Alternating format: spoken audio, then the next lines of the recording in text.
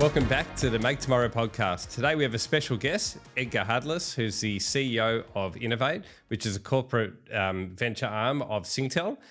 They've invested in 115 different startups, which all benefit the Singtel Group and all innovative technologies across some different industries. We welcome Edgar to the show and looking forward to having a good conversation with you. In fact, we first met when it was the acquisition of Arc Group. Now, I know that's not part of Innov8, but you bought a really good business there, didn't you? Absolutely, Tristan. Well, first of all, thank you very much for inviting me to participate in this. It's great to be here. And yes, we first got to know each other and during the time that NCS was acquiring Arc. And, so it was funny. Back then we were on the opposite sides of the table, but now we're working together.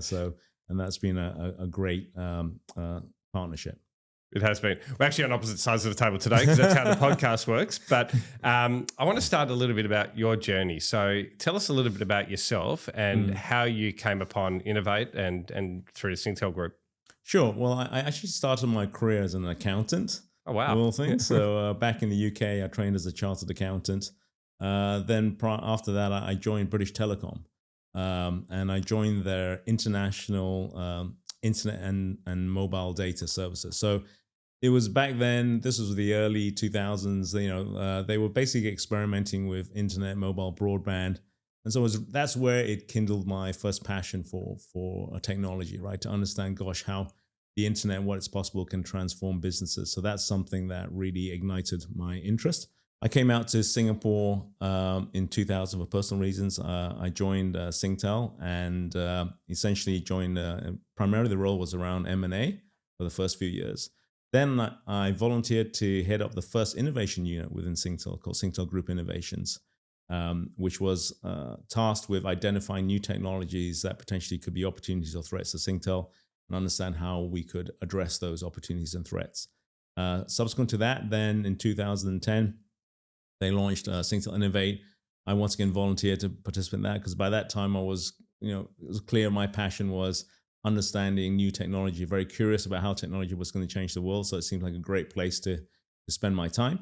And so that was in 2010 and I've been there ever since. Fantastic. Now, Innov8, 115 investments.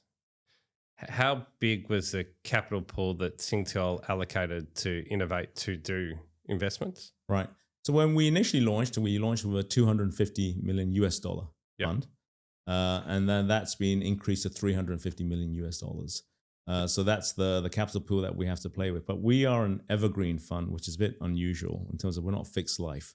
And so all our investments and any exits that we get out of our investments, the proceeds that go back into our fund to be redeployed. So we're self-sustaining from that perspective. And the purpose of the fund for the Singtel Group is to find investments that help other businesses within the group. Is that how it works? Ironically, it's not about investments. Yep. Actually, the mission of Innov8 is quite simple. We do three things. One, we're the tech scout for the group. Our job is to go out there, identify interesting technologies that could be relevant to Singtel and the group. Second is to provide insights to the senior executives across the group in terms of what are the new technologies, how they're likely to impact us as a telco or the various other operating companies that we have, and what we can do about it. And the third is actually to help our business units to adopt these new technologies.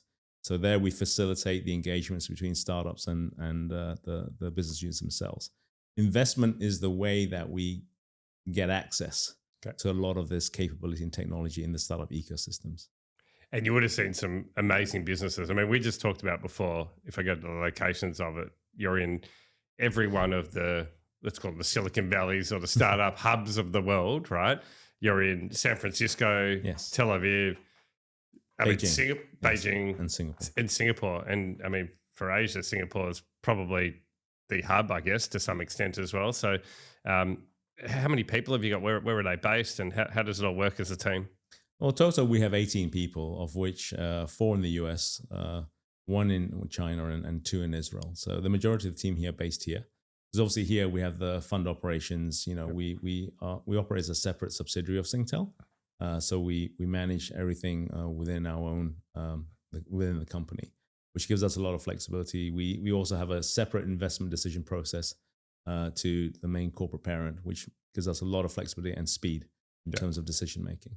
Yeah, I was going to say 250 million US or whatever the number was before. That doesn't get you very far in the telco space because assets are quite expensive. That'll get you part of a pole or a data center or something. So, but not as innovative. Tell me a little bit about some of the success stories that you've had, and I might get into some of the trends that are coming up. But have you had any really great successes or companies that? Yeah, we have. I mean, we definitely had success stories, and probably the one I can share is actually directly relevant to NCS. Yeah. So NCS back in 2017 acquired a company called Chi-Square, which was a local Singapore company that was focused on next generation video analytics. And NCS acquired the company in 2017, and essentially have then use that technology to relaunch as Sense, which is the video analytics offering that NCS offers today to various customers.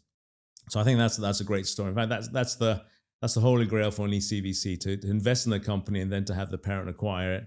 That's the best outcome, right? Because it shows that you were right on the money when it comes to the need, the technology, and therefore the desire for the group or the company, NCS, says it's good enough that we want to actually own it and own that IP. So I think is one of the best examples I can share in terms of what we have. And that actually NCS then acquired another one of our companies later on as well. So definitely got those success stories. We also have many engagements, which in terms of startups working with various parts of the group.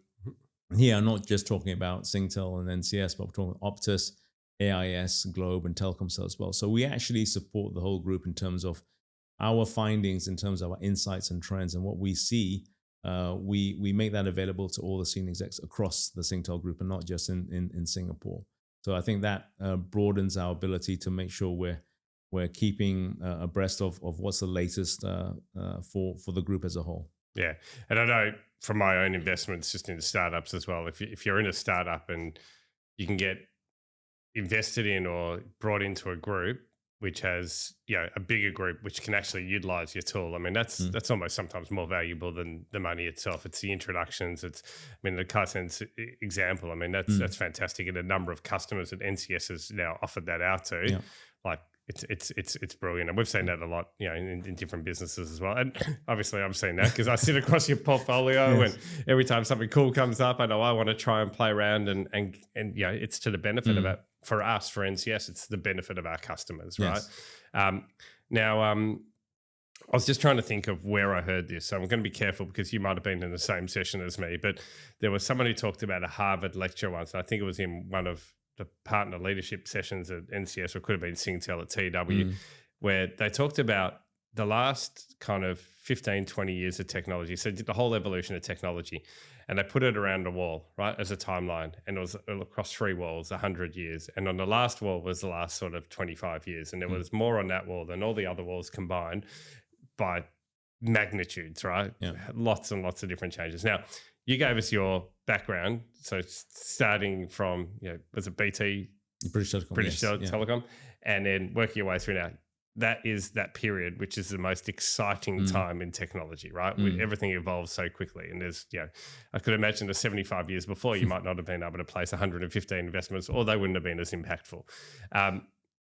Talk to me a little bit about the journey during that. Like, what's been the most exciting parts? Like, I know for myself, like I can talk about specific parts. We started our business, or Melbourne IT started years ago in 1996 when the internet came about, right? And what a stimulant that was. Well, can you pick a few points in time that have been kind of the greatest, and not today with Gen AI? We'll talk about that a bit later and latest incarnations.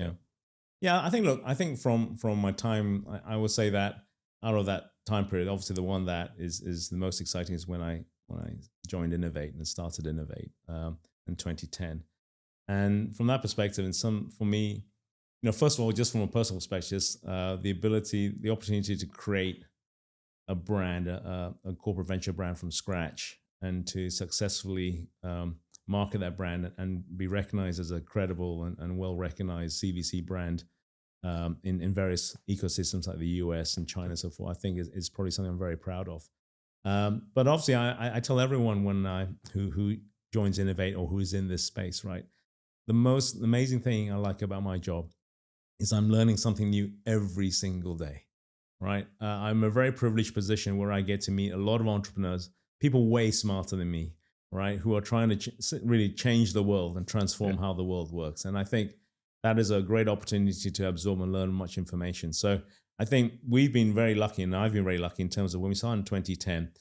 We've seen waves of activity, but you're right, internet's always been there, but it's increasing the mobilization of the internet. So, moving into people from desktops to mobiles was a huge trend.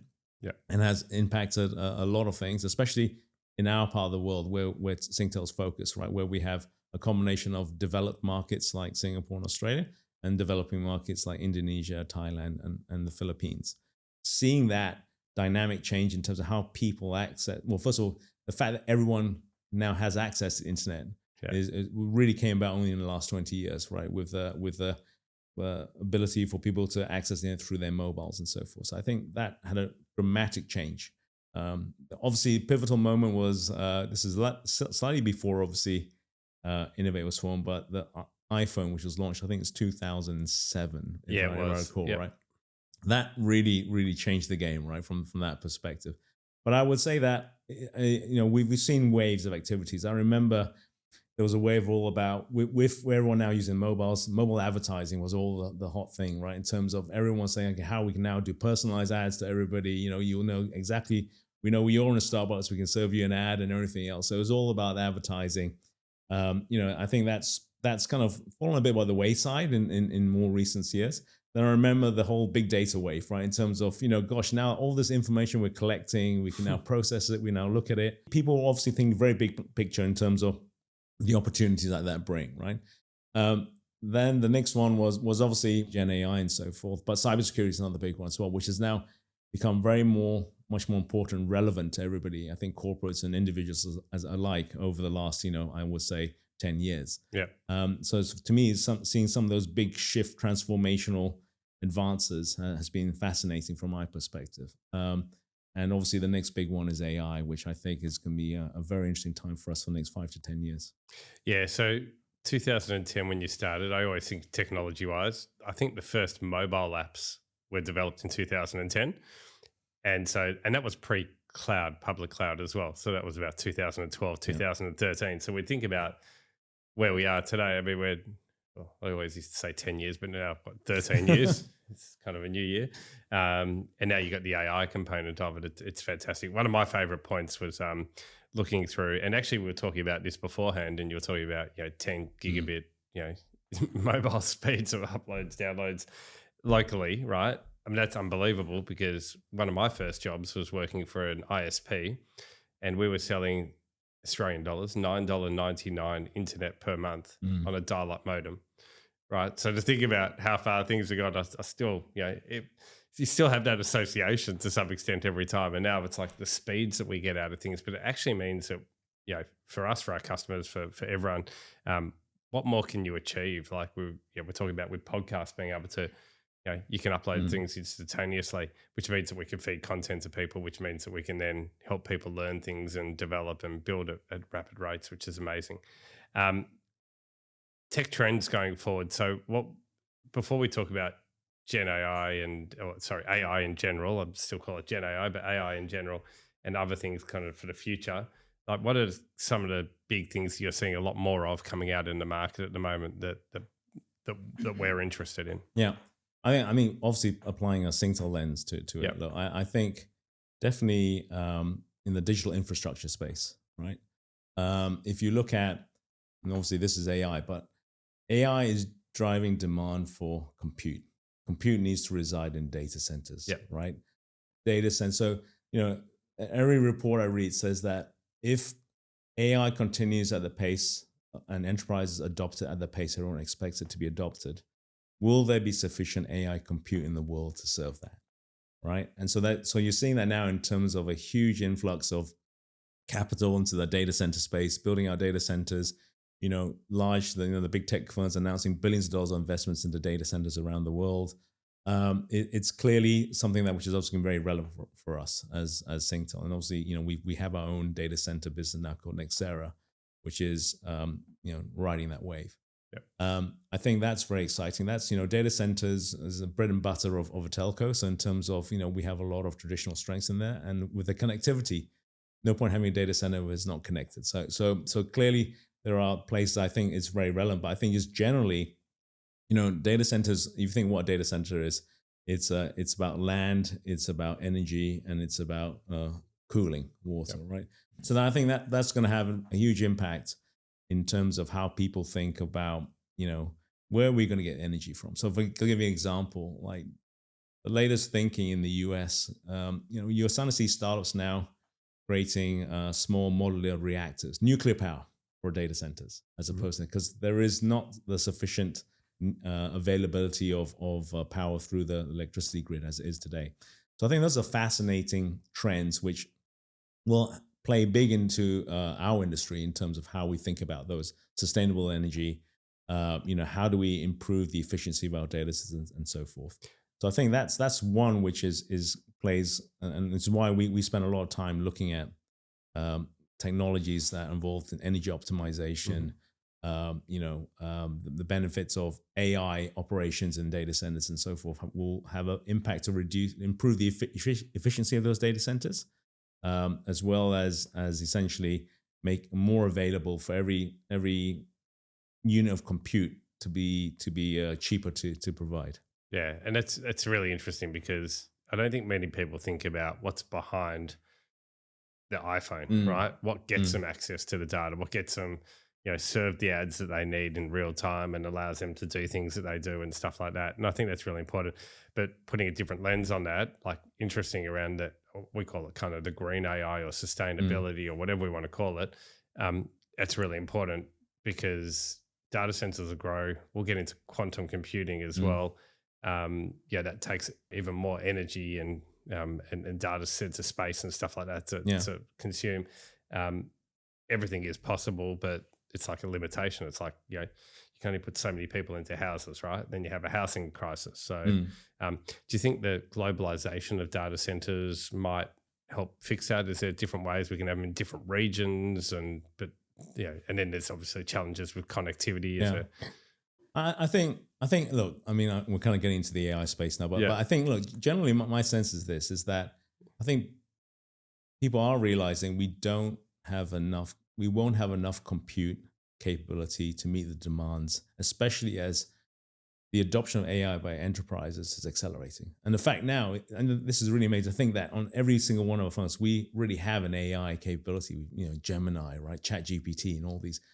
We as individuals are generating, are needing compute as well from that perspective. So I think when I speak to people in the ecosystem industry, I think there's the obvious ones, right? How do we improve the efficiency of data centers, right? Which means, better cooling, better energy optimization and so forth.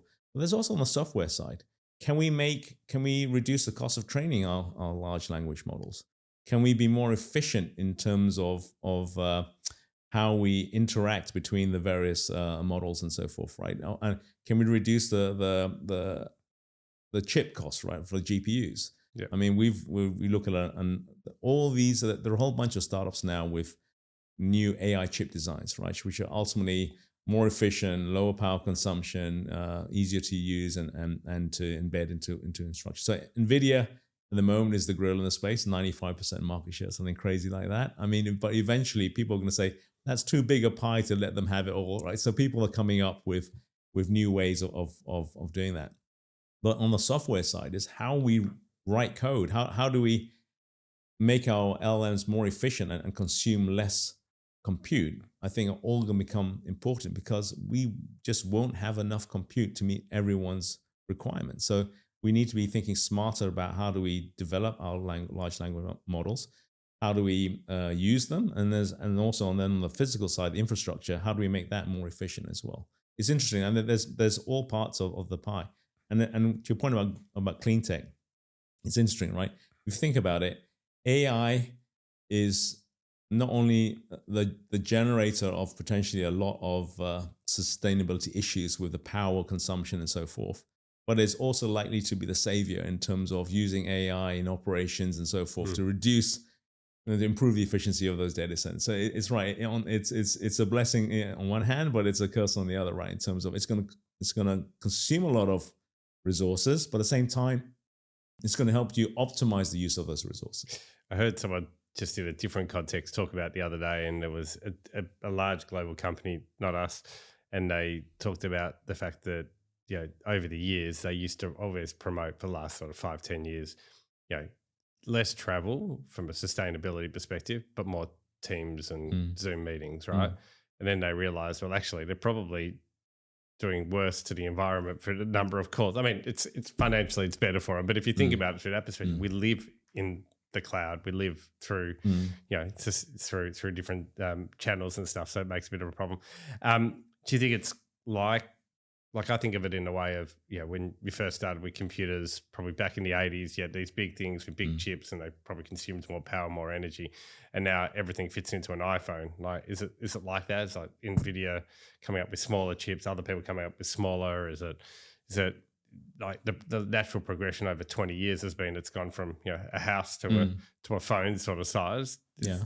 No, I mean, it is right. I mean, it's the size is shrinking, and the power of these chips is increasing. Yeah. Right. It's no different to mobile devices, right? You know, the computational power you have in a mobile phone today is greater than what they had for the moon landing back in in the 60s, right? It is.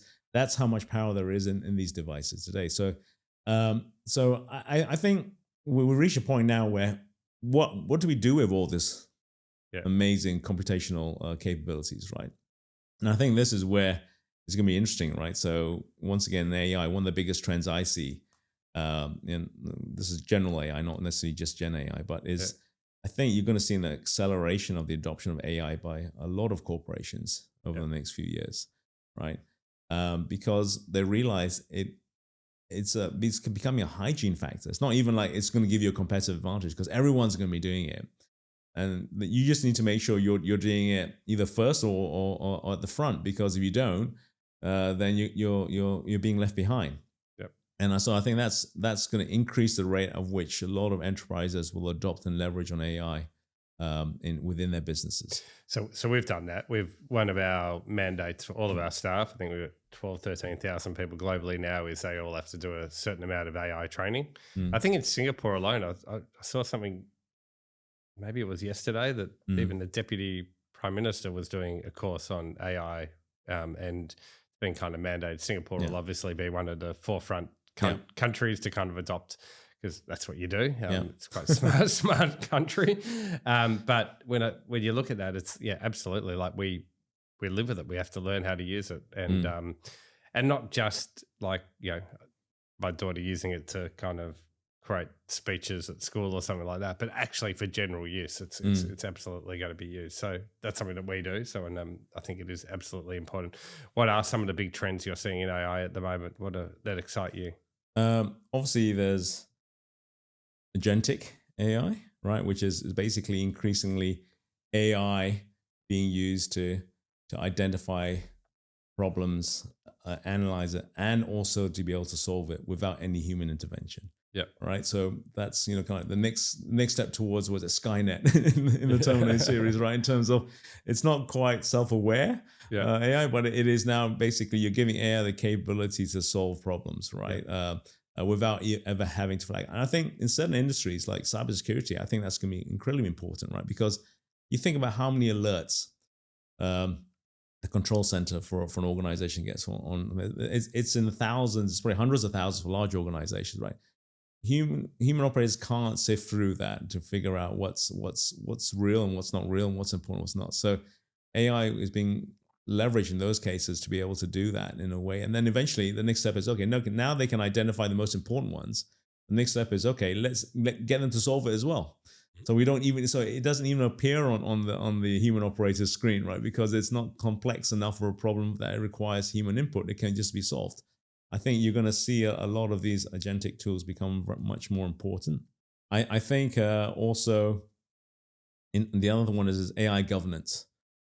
We're moving at such a pace towards leveraging AI that I think thinking about, you know, these AI, these LLMs, hallucinations. You hear all these stories about hallucinations and so forth, how these Gemini gets it wrong, ChatGPT gets it wrong, and things like that. So the governance of that is going to be very important, especially for enterprises, which are going to be leveraging it to provide better customer experience, and so forth, because that's directly going to impact you if it comes out and makes a recommendation to customer which is nonsensical or actually even harmful, right? So I think we over the last couple of years, we've been seeing a trickle. Now it's turning to a more stream, a flood of companies now focus on AI governance. How do you monitor the AI to make sure it's in minimizing hallucinations? How do you double check on that? So I think that's a space which increasingly has become important, and I think that's going to be followed by regulation as well. So regulation is going to drive, I think, how enterprises will end up using AI going forward. And I think some countries will be right now. I think the technology is far ahead of the legislation in terms of protection or whatever's in place. So I think it'll be interesting to see how that pans out from that perspective. So, but as an organization, do you wait until the legislation is ready and so you know what you're doing, or do you just go ahead first, right? Because otherwise you lose a competitive advantage. I think that's going to be an interesting problem that a lot of corporates are going to have to face in terms of how they manage the governance of the use of the AI.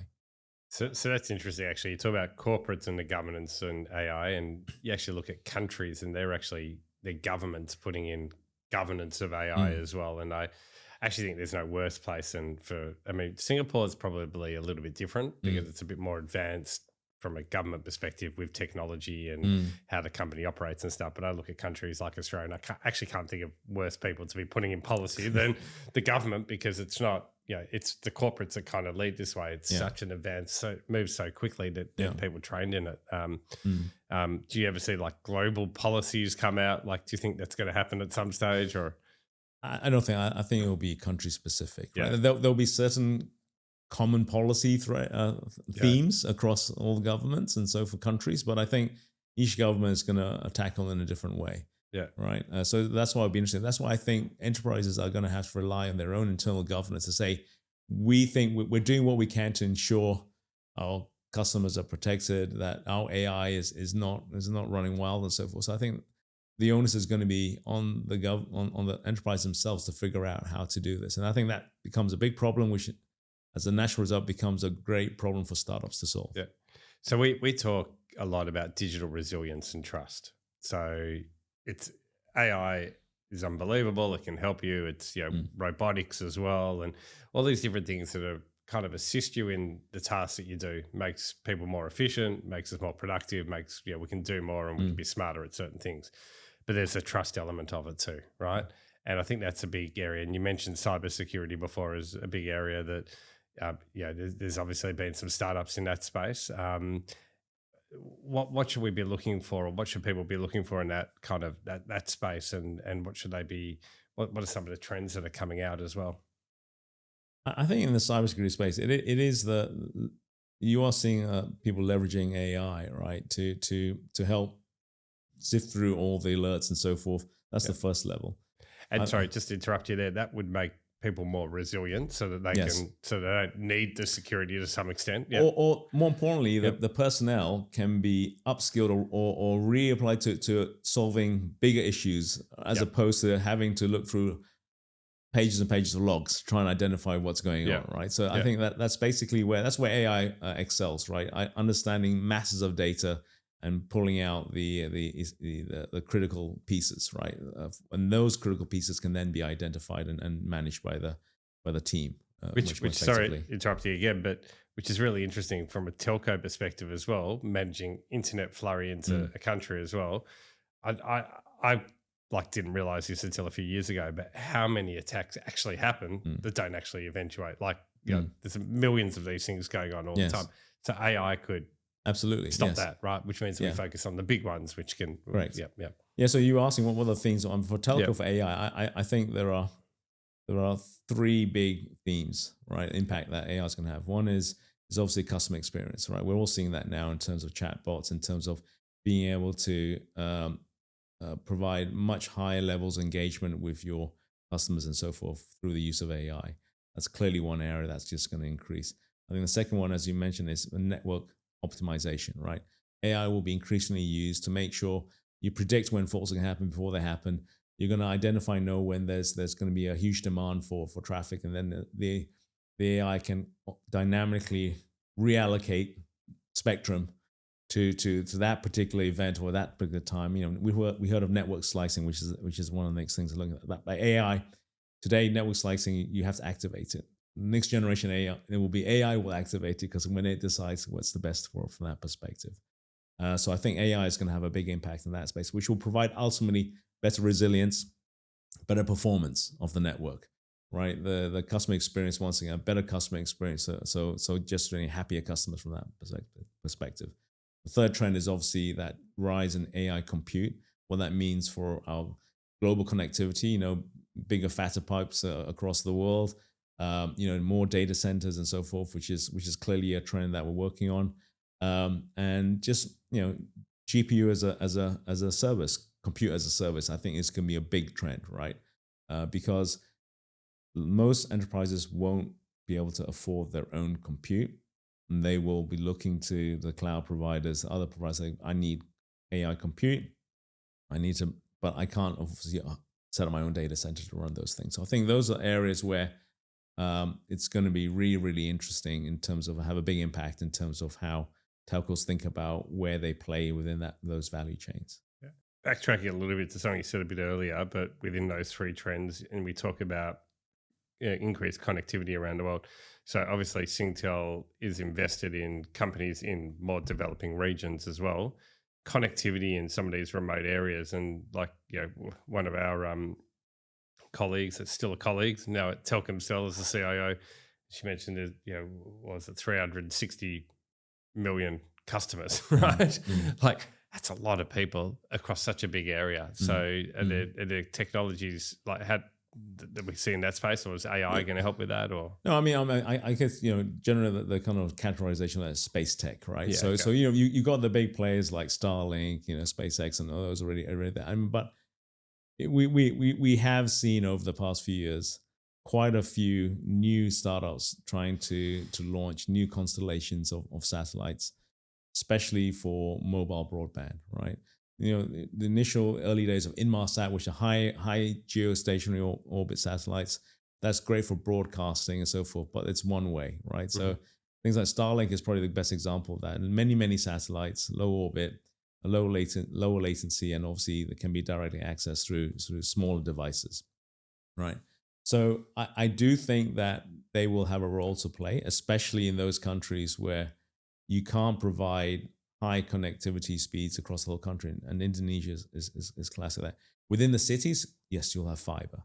But out on the countryside, the next step will be 5G, right? Then beyond that, out of those, the real rural areas, that's where satellite coverage will become important. And I think advances are being made in that, so that ultimately you don't need a separate device to access connectivity. It will be done through your phone will have satellite connectivity. In fact, we know that iPhone has satellite connectivity, albeit very limited.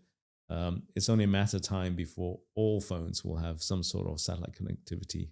And I think that is something that we're seeing now in terms of, people are seeing that opportunity and saying, okay, we need to build those constellations now. But it's not, space tech is not cheap. Yeah. And it's got a long payback period. Yeah. When do you, some fun questions here, but when do you think people will actually start going into space? I saw that air balloon, the hot air balloon that's going to go into space. I can't go on a hot air balloon that will go into the middle of, that would scare me. Was it Virgin Galaxy or whatever? Galactic, they're the very start of that, right? Yeah. I don't know. It seems that I personally think for many years it will be only people, the wealthiest of people will be able to afford that from that perspective. So it's interesting, right? I don't know to what extent how that's going to be transformed to anything beyond just a niche market, right? From that perspective, how many people want to go to space? But it's with air travel, right? When air travel was first, it was only for the wealthy could afford, right? And it was on rickety old planes, right? You're really not comfortable and so forth compared to where you're now. I think it's just an evolution, but I think obviously it will probably take a little bit longer, right? From that perspective, but at some point in time, hopefully in my lifetime, I'll be able to take a flight into orbit from that perspective. I can help you with some anti-aging stuff that I do. We'll get you there. Other fun things. So there's a company in Australia that's now doing drone delivery. Mm. I don't know if that's something that's been done here. I know there's Grab do autonomous delivery as well. I think I think most of these delivery companies have experimented on it. In fact, actually, one of our portfolio companies was commissioned to explore drone delivery in Singapore, right? So to actually have, but the concept was not to the door, but ultimately to local neighborhoods, right? So there'll be essentially like a drone airport at each local neighborhood, and the food delivery, food or whatever, will be flown to that point. It'll be deposited into a lockbox, and then you can just go pick it up. There's very much like those delivery boxes you get right by MRT stations and by train stations. You can just go in and pick up your delivery from that perspective. The problem is that it was more about air traffic control, which is also, and they were looking at creating dedicated lanes. So because now drones can only fly to specific hubs around the country, then as long as you keep those lanes free, you can give them dedicated, just like air travel, right? The dedicated lanes for travel. I think the concept was there, but the reality is, I think it's still just as easy to get someone on a motorbike to I mean, it's the problem is that there's a lot of friction, and the question is, are you going to be paying a lot more for it from that perspective? I must say, I'm not a big believer in the last mile autonomous delivery. I think autonomous vehicles will be great for logistics. Will be, I think, a big area of transportation which will be disrupted. It's because from port to warehouses to local distribution hubs can be all automated, right? But the last mile delivery, that somebody's got up to knock on your door and give you a package. I think those a little bit harder. I think the last mile will be the hardest part to disrupt. But everything above that, I think is where you're going to see a lot of that. And granted, the examples in Australia were remote areas. They weren't doing it to major cities, which you're probably going to have less air traffic control issues out there. You talked about autonomous vehicles, and it's one of my last questions, but I remember back in, I think it was 2018, 2017, going to a conference, and they said by 2020, every vehicle will be autonomous. Well, it's 2025 today, and I saw the Waymo driving around in Los Angeles, and they're in the US, but we don't have autonomous vehicles on the road yet. Do you think there's ever a world where we see autonomous vehicles completely? I think so. I think interestingly, I actually did take a ride in Waymo the last time I was in San Francisco. About 18 months ago, and it was very interesting. I have to say, it's very unnerving to be sitting in the back seat with no driver up front. But it was very impressive that it was able to weave its way through traffic, even parallel parked in tight spots and so forth. It was very impressive. So I think that technology will definitely come, right? And I think it's only that one is a matter of time. But I think the acceleration of that, I think it's more, once again, I think it's regulations that are holding that back. I think the technology is there, and it's continually improving every single year, right, in terms of what's possible. So it's more, I think it's in terms of regulators, the government's going to say, are they going to allow this, and to what extent are they going to allow it? I think will be the point at which this becomes pervasive. I do believe that. And if you think about it, it's a natural event, right? So that you can have one car. Wouldn't it be great, right? You have an autonomous car that drops, I take it to work, then it drives back to pick up my wife to take her to whatever she needs to do. I mean, and I think it's naturally definitely one of the areas that's gonna come. The question, I think, is the speed at which it will be, I think, dictated by regulation. Yeah. I think originally it was talking about back 10 years ago, they're saying, well, it's either one, it's if everything or nothing, right? Because if everything is autonomous, then you're safe. Yeah. But then if an autonomous has to deal with drivers, and I think that's, now with Waymo, you can see it doesn't need to be that way. If there was one technology trend people should look at for 2025, it's funny saying that now, 2025, what would that one thing you would suggest? Well, it has to be obviously AI, Gen AI, right? I think we're still in the early stages of that. I think this year, the last couple of years, ChatGPT first came out, what was it, about 2 years ago now, roughly? And that started off a whole hive of activity.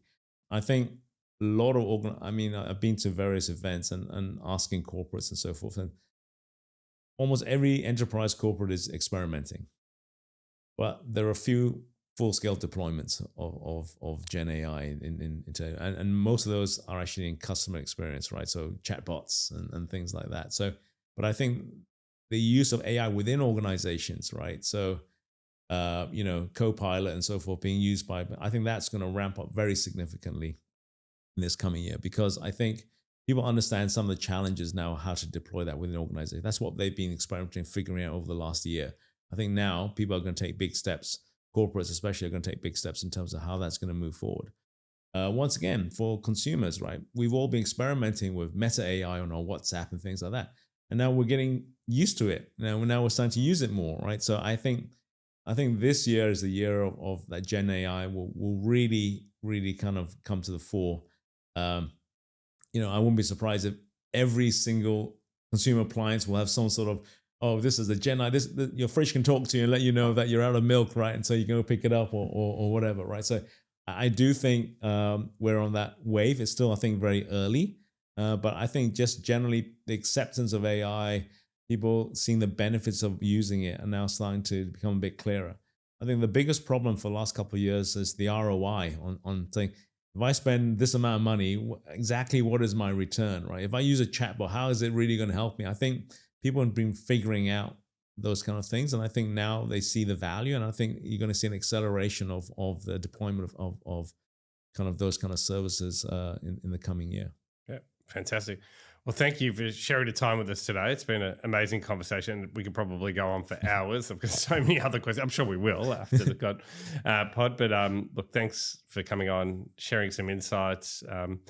115 investments. I'd love to follow up next year and see how many more and how many are in the Gen AI space or in the AI space, because I'm sure there'll be quite a few more that will benefit the organization. So thanks. Well, Tristan, thank you very much. It has been enjoyable, and hopefully some interesting insights for the people watching this. But it's been great, and thank you, and hopefully we can do this again. Definitely. If you found today's episode interesting and want to hear more about our Make Tomorrows, please subscribe to our channel.